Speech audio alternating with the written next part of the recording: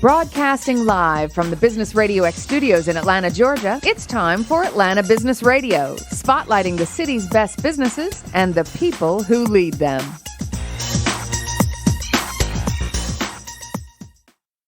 Lee Cantor here with Stone Payton, another episode of Atlanta Business Radio. Got some old friends in here today. Hey, man, this is Old Home Week. Well, we're going to get a chance to welcome two guests back to the Business RadioX microphone.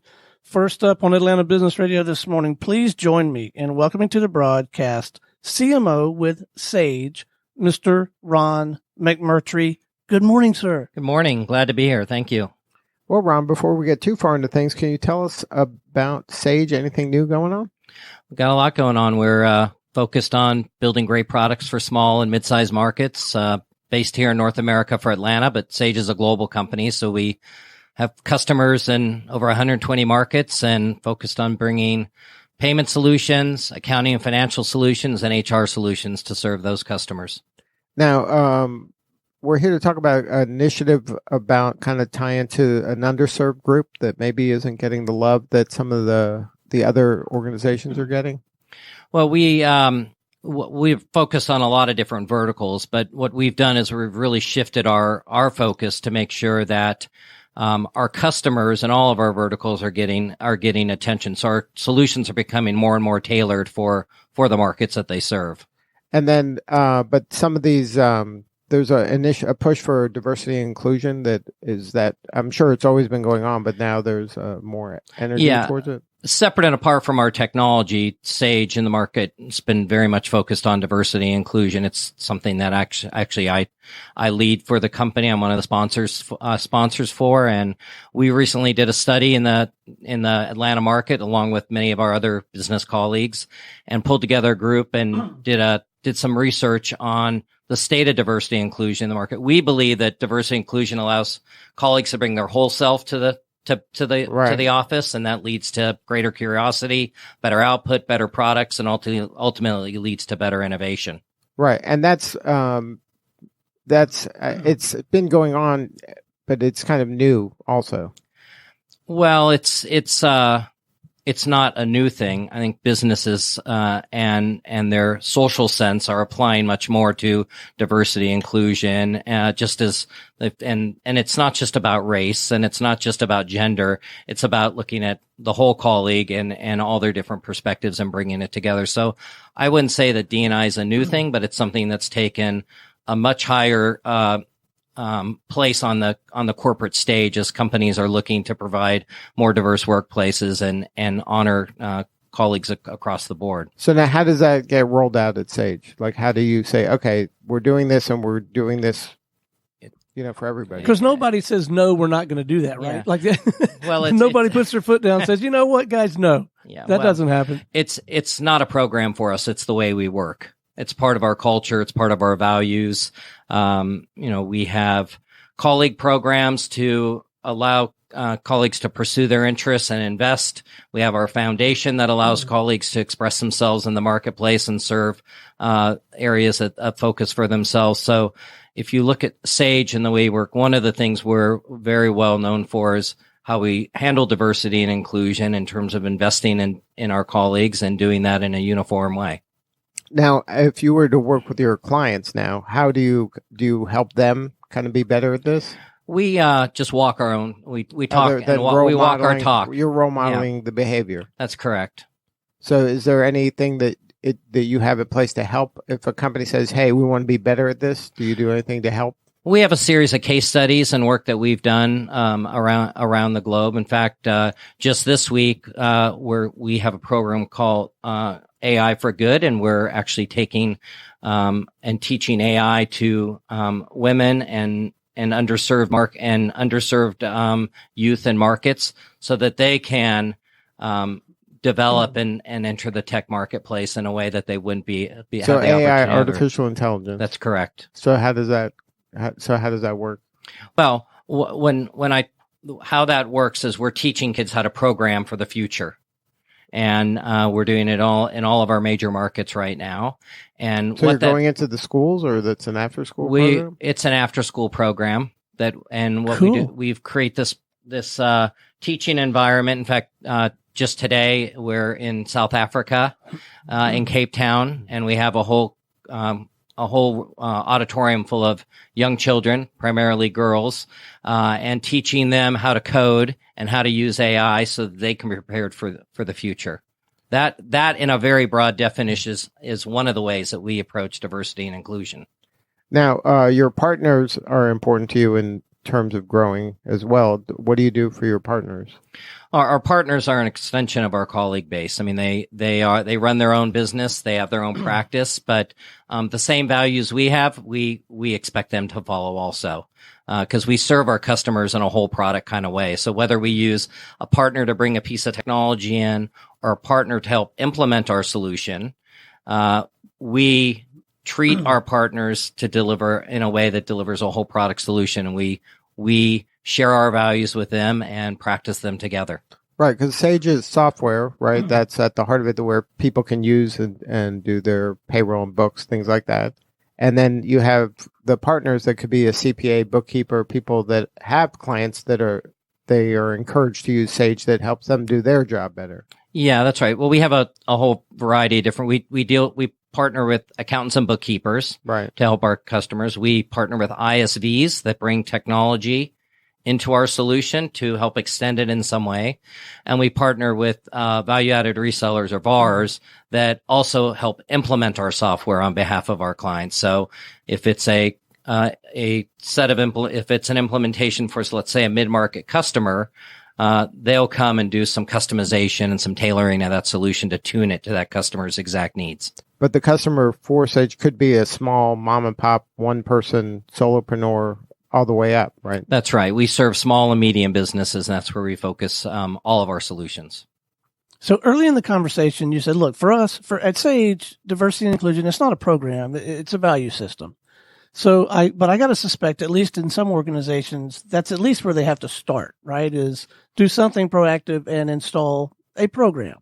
What advice, if any, do you have to offer leadership in companies that genuinely would like to graduate from program and move in the direction of value system? Yeah. Well, I think it starts with connecting with your colleagues. And what we've done is we've done a series of initiatives. We did this thing called the Big Conversation, which was an open chat for 3 days where colleagues from around the globe could express their views and share their opinions. And we use that input along with these things we call pulse surveys, which is really gauges the heartbeat of the organization. We use the data and information from that to help really structure our values. So our values are obviously company led, but they're rooted at the cause that our employees value also. So we bring together both colleagues and our overall company structure to make sure that, we're really walking the talk. Now, did anything come of that surprised you? Yeah, we blew up the system. It was it was actually an amazing outcome. And this partner we worked with said they have never seen so much traffic or so much engagement of any company our size in their years of doing this. And what it really showed is that we have a really engaged colleague base, and it's one that takes things that matter to them and they express it. And they also said that in many times colleagues come to these forums and they cite the problem. Our colleagues came and cited the solution, which was also so when you say cite the problem, they just kind of complain about or express their view. Yeah. And then when they come with the solution, they're like, but here's a better way. Here's a way of doing it. Here's a way we can serve our customers. I mean, Sage is all about serving our customers, and we believe we can serve them in a much better way through diversity and inclusion and through building great product. So I have a question on this innovation, just from a very practical standpoint. You do that. You start listening. What a fantastic idea. A lot of these ideas are probably good, many of them practical, but some of them maybe you don't feel like you can implement yet, maybe never, but you don't want to shut them down, right? So how do you manage this increasing pile of ideas, knowing you cannot or will not implement them all, but still keep people engaged? Yeah, well, you're going to have I think we have somebody else on today that's going to talk about making great products. I'm sure. Right, and we've got his mic open too. I'm sure he'll have some perspective on that. But we have a lot of forums. We have this forum called The Big Idea, where colleagues are encouraged to express their ideas and suggest ideas. But all of our innovation ideas go through a process of sorting those best ones, and we sequence them because they're all grounded based on customer needs. They're all grounded based on the market we're serving. And today we're in 23 markets, which equals several hundred several hundred countries that roll into those markets. So, when things are grounded on customer need, the right priorities come out and they get sequenced. Now, how are you serving the Atlanta community since you're here? Yep. We're headquartered here, and the Atlanta community is a big part of what we're doing. We have partnerships with the universities, we have partnerships with TAG, we have partnerships with the chamber, and we have well over 300 plus colleagues in this market between Lawrenceville and our Midtown location. And this is where decisions get made of how we serve the U.S. But we have a very large client base here and a very large colleague base. Now, is there any kind of niches that you serve more than others, or it's kind of any business fits the bill for a Sage customer? When you in the small business marketplace, we really build our products for scale to serve a variety of a variety of customer needs, and those get tailored based on the various ISV solutions that get brought into them. Those are solutions that help extend the product to certain verticals. When we get into the mid-market, we do specialize some. We specialize a lot on nonprofit, on the services industry, on tech, and in manufacturing and food and beverage. And those are some really strong sweet spots for us. And then in those given groups, are there kind of groups within groups where they help each other and have best practices and users groups and things like that? Yeah, of course. Like any software company, we have forums that bring colleagues together. We just had one in April here for our summit, where we brought customers and our partners together and ideated on different needs and helped develop their skills within our software. But we have user groups and forums to always help to improve and give us feedback. So the whole sales and marketing thing for a company that is at the maturity level that yours is it all coming in? Is it creating these ecosystems, these opportunities, and then people come to you and these trusted advisors learn that they can capitalize on your technology to serve their customers better? Or do you have to have people out there sort of shaking the bushes and knocking on doors as well still, even now? No, we're far from an order taking industry. We are in every customer's business and trust. So we have teams that serve our clients and do business development and engage with customers in the marketplace, and that we are in every customer that we get. Our industry is far from one that's an order taking industry. We tailor our solutions to their needs and go out and so you have people that are out in the marketplace talking, having conversations with these CPAs, every day. We have whole groups that just serve that population and their needs, and making sure that our solutions are helping them run their practices more efficiently, because it's not just about them, using our software, but it also has to help their practice. Right. And the accountancy practice is evolving as things like AI and other things come into play. Accountancy practices are getting more into advisory services, not just closing the books. And we're working to evolve our capabilities in a way that helps them do that. So that goes well beyond the nuts and bolts of the software at that point, right? That's why you need a CMO. Yeah. Well, usability of the software is as much as the capabilities of it. So right, but if you're looking at holistically trying to help them grow their business, I mean, the software is a tool to help them grow their business, but you're looking, it seems to kind of have a higher impact than just give them a good tool. Well, the table stakes are having great applications that solve their needs and helps them be compliant and helps their business run. We believe true customer success is about helping customers grow their business, helping the people we sell to grow their practices, grow their business in a way that creates long-lasting relationships. So to do that those applications have to be very tailored and continue to evolve with how the business is evolving. And it has to be very relationship. This is about a relationship. It's not about just kind of plug and play and thank you, pay the subscription every month. Well, with over 3 million customers, we have to have those relationships, because in a subscription business, there's a constant expectation to be improving capabilities and serving this. You cannot, the word subscription is an active word in the first place. Right. It You gotta implies earn it it every implies month. a two-way relationship, and for all subscriptions we each have, when they're not serving us, we look. And for Sage, we feel the best way to do it is to continue to listen to our customers, serve them with the right kind of capabilities, help bring new things that will help them be more productive, and always ensure that they've got the right tools in place to be compliant. So now, what's on your roadmap for next year? We continue to focus on simplifying and removing the admin burden from our customers and our software To make it just as easy and seamless as possible? So like just recently, we did an acquisition, and the company's name is Auto Entry, and that is about ingesting receipts into the general ledger automatically.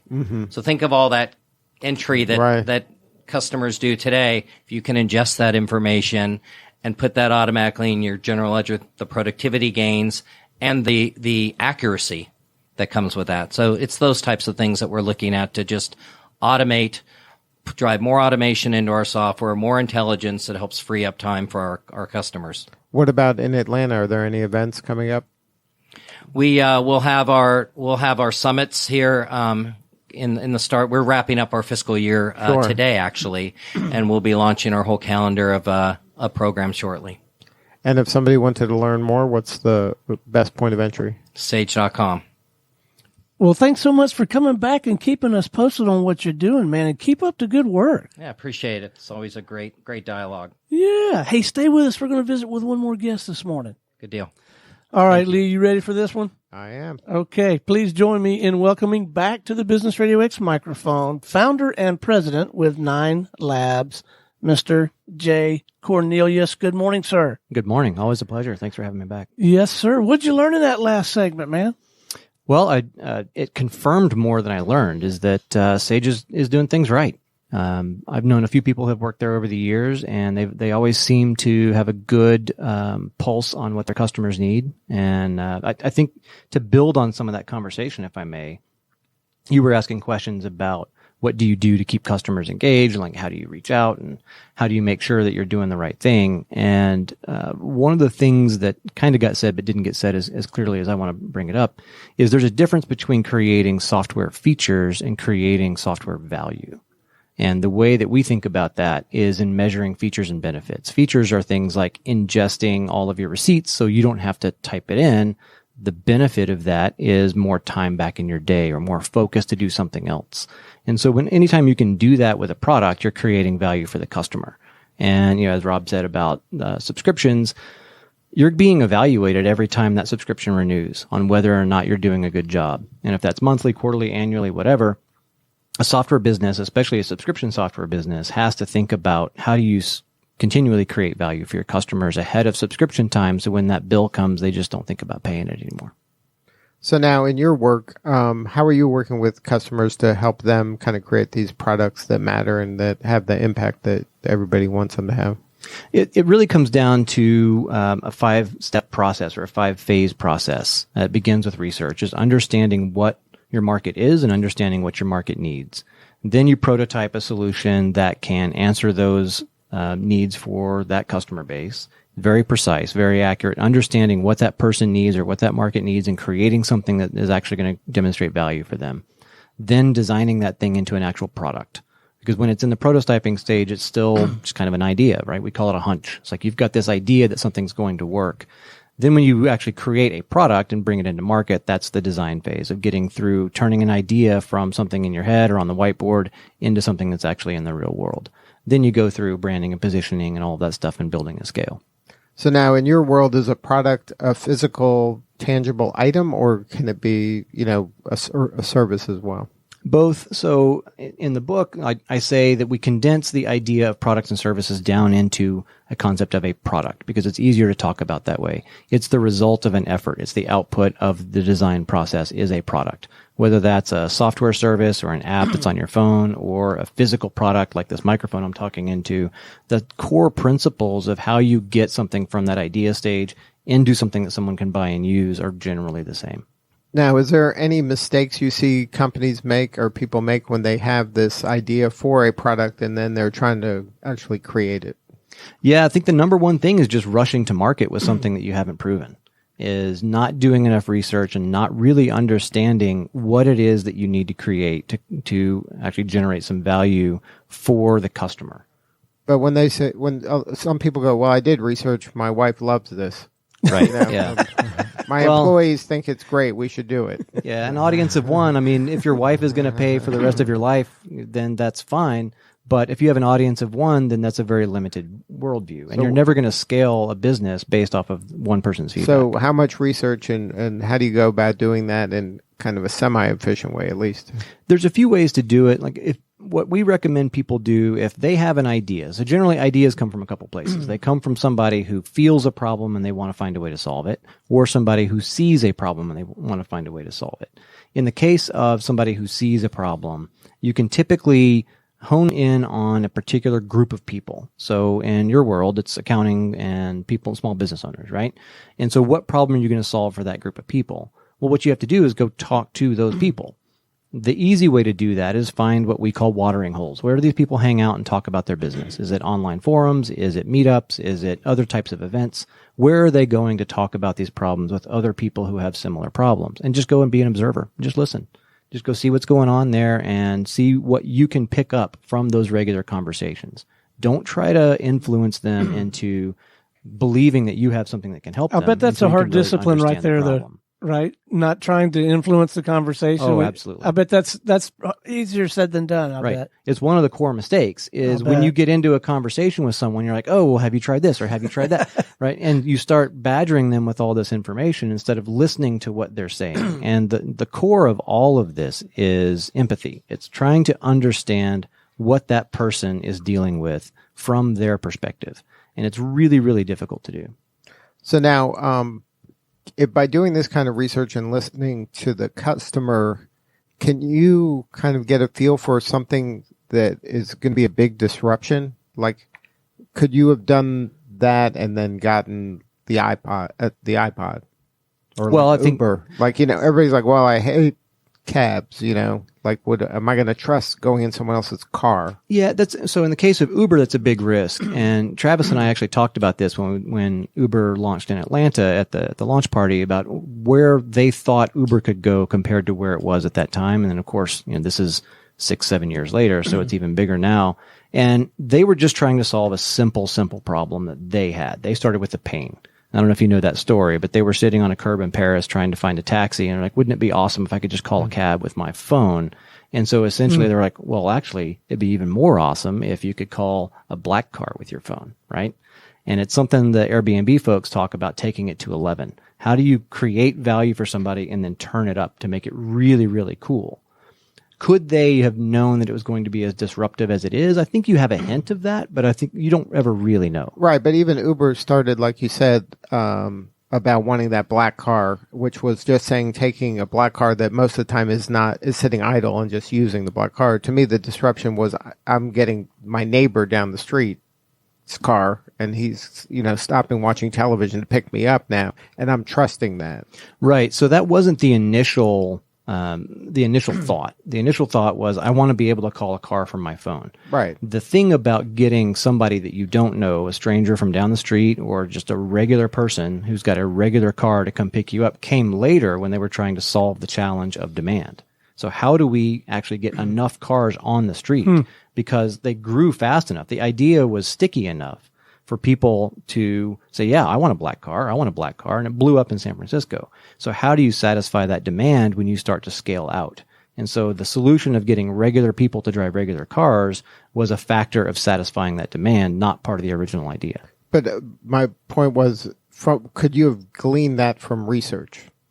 Yeah, I think so. I mean, you have to figure out how you're going to solve problems. And the only way to figure that out is to ask questions, and that's the core of research. So they probably went out and I don't know much about how they decided to make that switch, but they probably went out and started talking to people and maybe just even tried a few things. Like, well, we don't have enough black cars. So would people take a regular car? And so how are we going to do that? Maybe they actually got in the cars and drove them around. I mean, I've heard of similar stories where entrepreneurs just go and guerrilla research methods. And if they saw that was working, then you can work towards scaling it up. So now, how much time should you spend on this research? part? The best companies always do research. They never stop doing research. So how much time should you spend on it? As much as you possibly can. In the early days, that's really, really tough because if you're a one-man show, then you have to do all of the work. You have to do all the accounting. You have to do all the sales. You have to do all the business development. You have to do all the product development. You have to do everything. So you have a limited amount of time. But the more research you can do, the more confidence you can get in your idea. Is there a way to get kind of a bigger bang for your buck of your research time?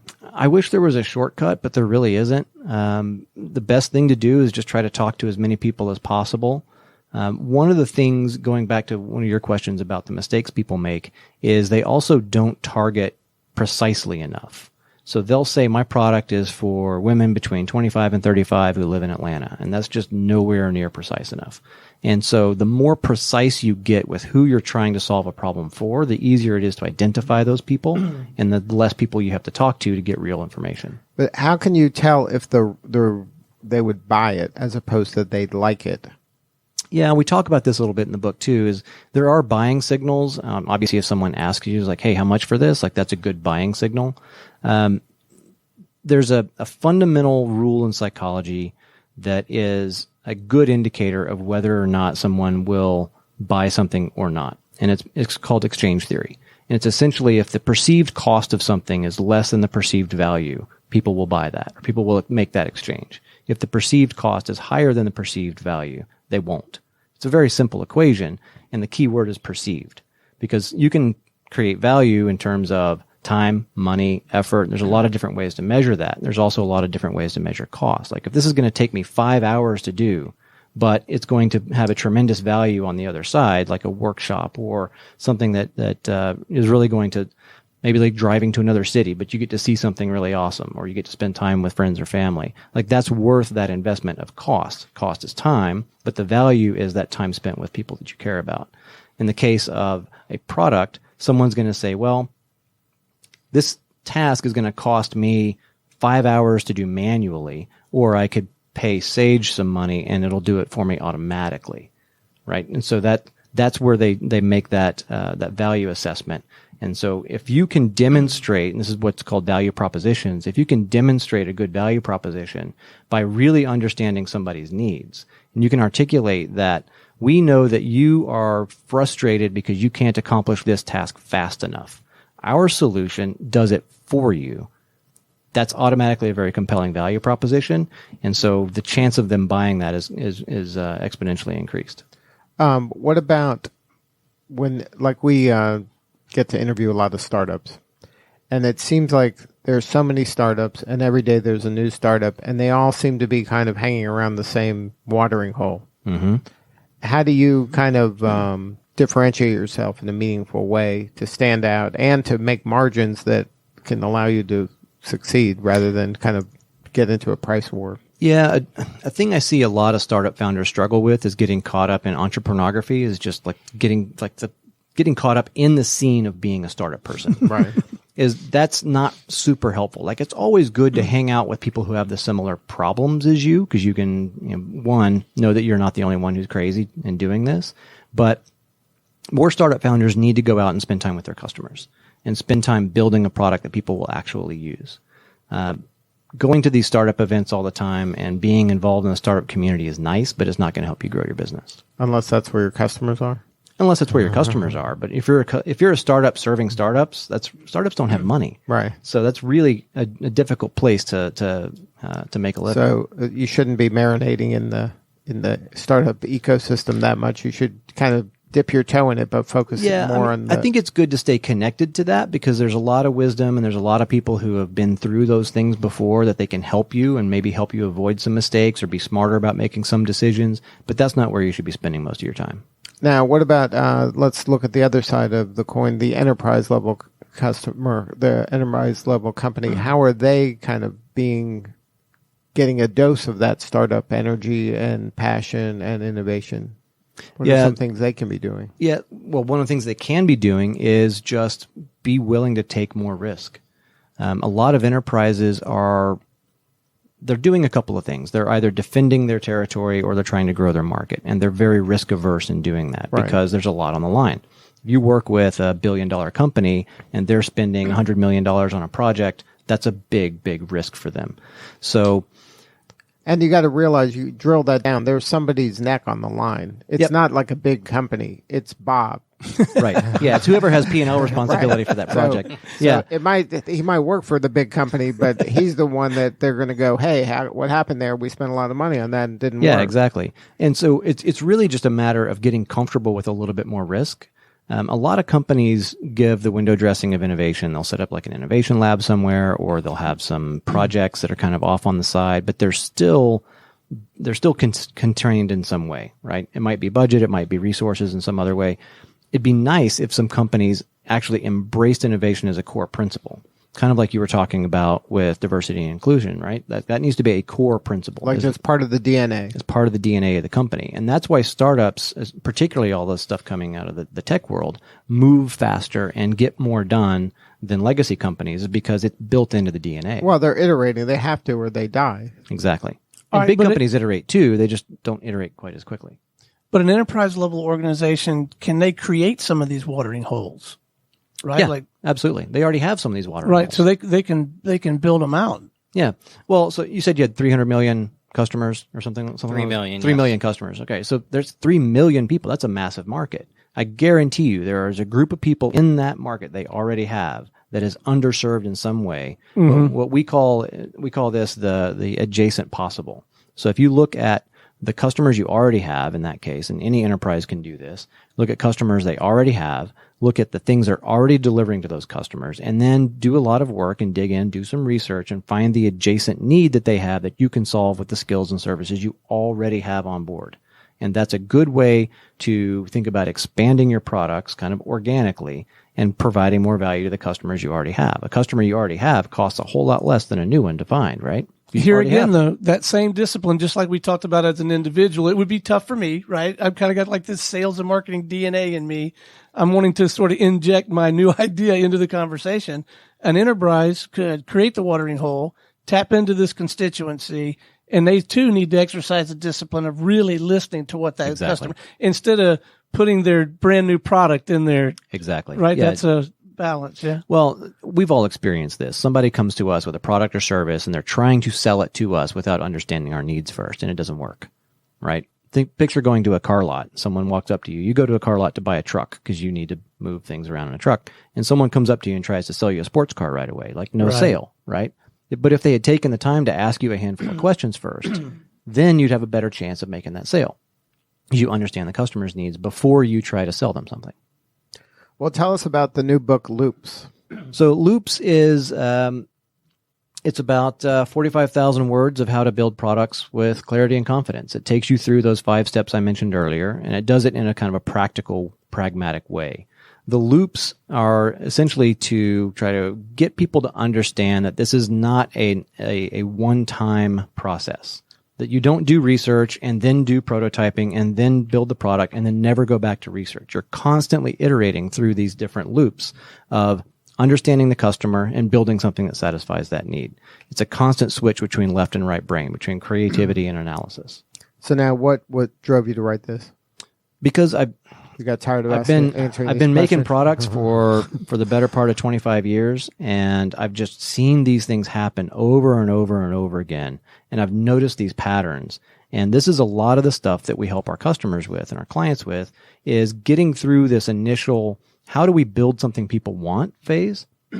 And so it felt like it was the right time to put it all down on paper so that we could say, look, here's a reference you can use. Here's something that you can use day to day as a good guide for how to manage this process.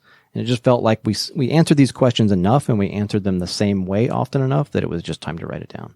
So now in the products that you've worked with over the years, is there any product that stands out on one that you're like, man, that one was great. We made really a big impact, a lot more than I anticipated? I wouldn't say there's any one standout, but the one that often comes up in conversation is going back to the late 90s when we started making software for websites. The thing that I think was the most impactful was seeing other people with their ideas and put their ideas online, whether that be for a business or for a community or for whatever, selling their art, whatever it might be. They're just giving people the power to harness what was the very early stages of the internet, to build something to get what they wanted to talk about online and to create a community or create a customer base around their ideas. I think that was the thing that sticks with me the most. Now, are you seeing kind of more design nowadays, or are people getting better at it? Or is this something that's kind of people take for granted, or they're not doing as much as you'd like? In my opinion, people misunderstand the concept of design. People think about design as a bit of a process, but more of the finished product. You'll hear people say, I don't like the design of that thing. But design is the process, right? Design is a verb. And as a conversation that I had on Twitter last week, I think it's both a noun and a verb. That's true. But we need to be focusing more about the verb part of design, is that it's a process of getting ideas out of your head and into the real world. Are people getting better at it? I think people are understanding it better. But there's always going to be someone who doesn't do it well, and there's always going to be someone who does it exceptionally well. And then what are some examples of people or companies that do it exceptionally well? In the digital space, I like what Airbnb is doing. I think as contrast to that, I think we can all see that Facebook is not doing a very good job. I mean, the app is easy to use, but the core principles that drive the behavior are probably not as good as they should be and need some governance. I think we see that same kind of thing with Uber, where like they get out of their skis a little bit. There's some companies here in town that are doing it really well. I think MailChimp is an excellent example of a company who stays very, very customer focused. Their key executives still go out and do one-on-one meetings with regular customers who are paying $29 a month to understand their needs and build stuff that satisfies that. And is that a good practice that you would recommend? Absolutely. Is staying connected to your customers every day? Absolutely, as much as you possibly can. And one of the things that I admire most about MailChimp is that they still do that at the key executive level. I mean, there's no middleman in between. There's no telephone game between some junior person who's an intern doing research and maybe not doing it that well, all the way getting up to the people who are making decisions on how to lead the company. It is the people leading the company who are talking directly to customers, and that has a much, much more vivid impact on what your strategic direction is and then how you execute on that. Right, and it's become part of the DNA of the organization. Absolutely, from the very beginning. Now, what about some tips for people out there and they're going to go talk to their customers for the first time? What are some things they should be asking? One of the things they need to do first is understand their own bias, is know that there's this thing called the curse of knowledge, right? So everybody in this room speaks English. It's really, really hard for anybody here to imagine a world where you can't speak English, because that's an inherent knowledge you have. So that curse of knowledge prohibits a lot of people from really understanding what it's like to not know what you know. And so when you go and talk to customers who have no idea how your product works, you understand how your product might be able to solve their needs immediately, but they still don't even know what your product is. And so being able to remove that bias and try to, have the mind of a child and listen to them from the perspective of, what if I didn't know this thing existed, or I don't know how to solve this problem? That's one of the key things that a lot of people just overlook, is not thinking through how do people make decisions and understanding kind of the core psychological principles that drive human behavior. I think if you can get a foundation in that, and that's actually what the first chapter of this book is about, then you can be much more effective in understanding your customer and creating ideas or at least generating a way to solve their problem that's going to be more accurate than if you just kind of guessed or threw a dart. And right now, what are the projects you're working on? What types of industries and companies? So we've got a couple of very large companies that we're working with. We probably all use their products and services relatively frequently under NDA, so I can't really talk about that. But it's like enterprise-level companies you're working enterprise with? Software, B2B software, B2B2C software. Working with a few startups. We recently started an initiative where we've been partnered with some of the incubators around town for a while, so ATDC and Atlanta Tech Park and a few others. We started an initiative where we're doing more active mentoring, where we're choosing one company from each of those organizations and doing active mentoring completely free of charge to help them get up and out of the blocks. So how do you choose that one? Some of it's a selection process. Like we're working with the Comcast incubator. And so we went through a process of interviewing all the companies. Kind of, it's more like a date first date thing where they're interviewing us and we're interviewing them. And so they actually facilitated part of that selection process. In other cases, it's more organic. You meet somebody in an event and you're like, hey, I really like what you're doing. Let me help you out. In some cases, they come to us, and we get a lot of people who ask us questions. And when we find an idea that we think has some real merit, and we see a founder who's coachable and who really wants to focus on solving the problem, one of the things we say also is you have to fall in love with the problem, not fall in love with your solution. And so when we see a founder who's fallen in love with a problem, that's the kind of founder we want to help. And if somebody wanted to learn more, what's the way to get a hold of the book and to get a hold of you?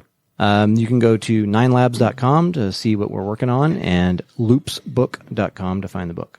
And it's on Amazon. And 9 spelled out or both ways? NINELABS.com. Good stuff. Well, thank you so much for sharing your story. Yeah, thanks for having me. All right, this is Lee Cantor for Stone Payton. We will see you all next time on Atlanta Business Radio.